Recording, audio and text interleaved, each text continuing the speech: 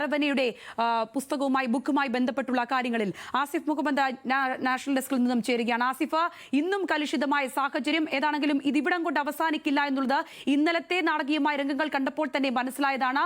മറ്റു തലങ്ങളിലേക്ക് ഇന്ന് ലോക്സഭ വീണ്ടും കടക്കുന്നതാണല്ലോ കണ്ടത്. ഇന്ന് എന്തെല്ലാം കാര്യങ്ങളാണ് പരാമർശിച്ചത് രാഹുൽ ലോക്സഭയിൽ? സംഗീത, തീർച്ചയായും ഇന്നും ഇന്നലത്തേന് സമാനമായി നരവനയുടെ ലേഖനവുമായി ബന്ധപ്പെട്ടുള്ള വിഷയം ചൂണ്ടിക്കാണിക്കാനാണ് രാഹുൽ ശ്രമിച്ചത്.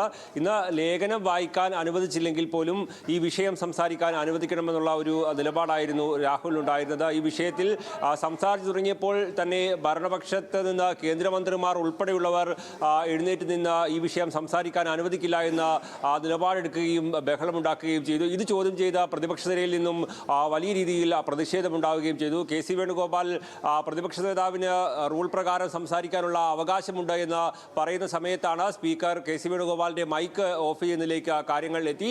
ഇത് പ്രതിപക്ഷ നിരയിൽ കൂടുതൽ ബഹളമുണ്ടാക്കുന്നതിലേക്കടക്കം പ്രശ്നം രൂക്ഷമാകുന്ന ഒരു സാഹചര്യമാണ് ഉണ്ടായത്. ഈ ഒരു വിഷയത്തിൽ വിട്ടുവീഴ്ചയ്ക്ക് തയ്യാറല്ല എന്നൊരു നിലപാട് തന്നെയാണ് പ്രതിപക്ഷ നിരയിൽ ഉള്ളത്. ഇന്നലെ നമ്മൾ കണ്ടതാണ്, കേന്ദ്രമന്ത്രിയും സ്പീക്കറും രാജ്നാഥ് സിംഗും സ്പീക്കറും ഒരുപോലെ രാഹുലിന്റെ പ്രസംഗം തടസ്സപ്പെടുത്താൻ ശ്രമിക്കുന്നു. പിന്നീട് അമിത്ഷാ ഇടപെടുന്നു, കിരൺ റിജ്ജു ഇടപെടുന്നു. അങ്ങനെ ഒരു തരത്തിലും ഈ വിഷയം ചൂണ്ടിക്കാണിക്കാൻ കഴിയില്ല. അത് പാർലമെന്റിന്റെ റൂളുമായി ബന്ധപ്പെട്ടുള്ള കാര്യങ്ങൾ നിർത്തിക്കൊണ്ട് പുസ്തകങ്ങളോ ലേഖനങ്ങളോ പാർലമെന്റിൽ വായിക്കാൻ അനുവദനീയമല്ല തുടങ്ങിയ കാര്യങ്ങൾ ഉയർത്തി കാണിച്ചുകൊണ്ടാണ് ഇന്നലെ ഭരണപക്ഷം രാഹുലിന്റെ പ്രസംഗം തടസ്സപ്പെടുത്തിയതെന്നും ഇന്നും സമാനമായ സാഹചര്യമാണ് ഉണ്ടായിരുന്നത്. ഈ വിഷയം ഒരു തരത്തിലും ഉന്നയിക്കാൻ അനുവദിക്കില്ല എന്നൊരു നിലപാട് കേന്ദ്രമന്ത്രിമാർ ഉൾപ്പെടെയുള്ളവർ സ്വീകരിച്ചു. മാത്രമല്ല, ഇന്ന് രാഹുൽ ഗാന്ധി പറഞ്ഞത് ലേഖനം വായിക്കുന്നതിനല്ലേ തടസ്സമുള്ളൂ, ഈ വിഷയം ഉന്നയിക്കാൻ കഴിയുമല്ലോ എന്നുള്ള ഒരു നിലപാട് ചൂണ്ടിക്കാണിച്ചുകൊണ്ടായിരുന്നു രാഹുൽ വിഷയം സഭയിൽ ഉന്നയിച്ചത്.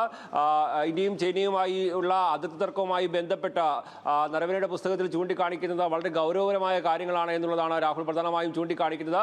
പ്രശ്നമുണ്ടായ സമയത്ത് സൈന്യത്തോട് നിങ്ങൾക്കാവുന്നത് ചെയ്തുകൊള്ളൂ എന്ന് പറഞ്ഞുകൊണ്ട് പ്രതിരോധ മന്ത്രി സൈന്യത്തെ കൈയൊഴിഞ്ഞു തുടങ്ങിയ നരവനയുടെ പുസ്തകത്തിലും ലേഖനത്തിലും ചൂണ്ടിക്കാണിക്കുന്ന വിഷയങ്ങൾ ഉന്നയിച്ചുകൊണ്ട് സൈനികരെ കൂട്ടക്കൊലയ്ക്ക് വിട്ടുകൊടുക്കുന്ന നിലപാടാണ് സ്വീകരിച്ചത് എന്നുള്ളൊരു ആക്ഷേപമാണ് കോൺഗ്രസ് പ്രധാനമായും ഉന്നയിക്കുന്നത്. ഏതായാലും ഈ വിഷയം സഭയിൽ ചർച്ച ചെയ്യാൻ ഒരു തരത്തിലും തയ്യാറല്ല എന്നുള്ള ഒരു നിലപാട് തന്നെയാണ് ഭരണപക്ഷത്തിന് ഉള്ളത്. നന്ദിപ്രമേയ ചർച്ചയിൽ മാത്രം ഊന്നിക്കൊണ്ട് സംസാരിച്ചാൽ മതിയെന്നും അതിൻ്റെ അപ്പുറത്തേക്കുള്ള വിഷയങ്ങളിൽ അംഗീകരിക്കാൻ കഴിയില്ല എന്നുമുള്ള നിലപാടെടുത്തുകൊണ്ട് ഏതായാലും സ്പീക്കർ മറ്റുള്ളവരെ സംസാരിക്കാൻ വിളിക്കുകയായിരുന്നു. പ്രതിപക്ഷ നേതാവിനെ സംസാരിക്കാൻ അനുവദിക്കാതെ മറ്റ് എംപിമാരെ സംസാരിക്കാൻ വിളിക്കുന്നത് അത് അംഗീകരിക്കാനാവില്ല എന്നുള്ള കടുത്ത നിലപാടിൽ തന്നെയാണ് എന്തായാലും പ്രതിപക്ഷമുള്ളത്. രാഹുൽ ഗാന്ധി ഈ വിഷയത്തിൽ നിരവധി തവണ ഈ വിഷയം ഉന്നയിക്കാൻ ശ്രമം നടത്തുമ്പോൾ അത് സ്പീക്കർ തന്നെ അതിന് അനുമതി നിഷേധിക്കുകയും അത് ചോദ്യം ചെയ്ത പ്രതിപക്ഷ നിരയിലെ എംപിമാരുടെ മൈക്ക് ഓഫ് ചെയ്യുന്നതിലേക്കടക്കം കാര്യങ്ങൾ മുന്നോട്ട് പോവുകയും ചെയ്തു. എന്തായാലും രാഹുൽ പ്രധാനമായും ചൂണ്ടിക്കാണിക്കുന്നത് പ്രതിപക്ഷ നേതാവ് എന്ന നിലയിൽ പ്രതിപക്ഷ നേതാവിന് എഴുന്നേൽക്കുമ്പോൾ അത് സഭയുടെ റൂൾ പ്രകാരം തന്നെ അനുവദനീയമായ ചില കാര്യങ്ങളുണ്ട്, അത് സംസാരിക്കാൻ അനുവദിക്കുക എന്നുള്ളതാണ്.